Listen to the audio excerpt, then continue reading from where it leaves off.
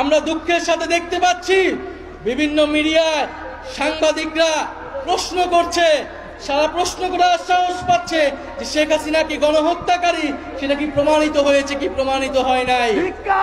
সেই সব সাংবাদিকদের উদ্দেশ্যে বলতে চাই, আপনারা সাংবাদিক নন, আপনারা ফ্যাসিস্ট আওয়ামী লীগের দোসর।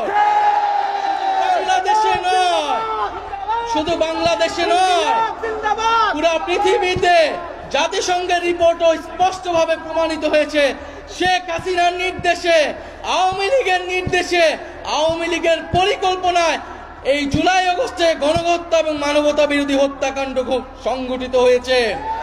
তাই আজকের এই বিক্ষোভ সমাবেশ থেকে আমরা সুস্পষ্টভাবে বলতে চাই, অতি অবিলম্বে আওয়ামী লীগের যে নিবন্ধন, সেই নিবন্ধন বাতিল করতে হবে।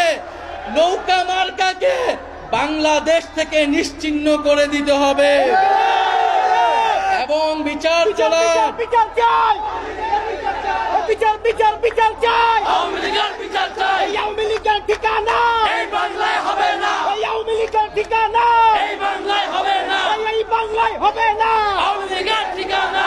এবং বিচার চলাকালীন পর্যন্ত আওয়ামী লীগের সাংগঠনিক এবং রাজনৈতিক কর্মকাণ্ড আইন করে নিষিদ্ধ ঘোষণা করতে হবে।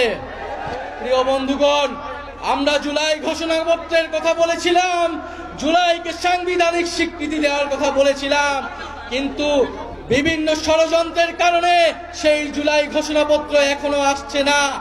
ভুলে গেলে চলবে না, এই জুলাই গণ অভ্যুত্থানের ফলেই কিন্তু আজকে বাংলাদেশে যারা রাজনীতি করছে, যারা ক্ষমতায় যাওয়ার স্বপ্ন দেখছে, তারা কিন্তু এই শহীদ পরিবার এবং আহত যোদ্ধাদের আত্মত্যাগের ফলেই স্বপ্ন দেখতে পাচ্ছে।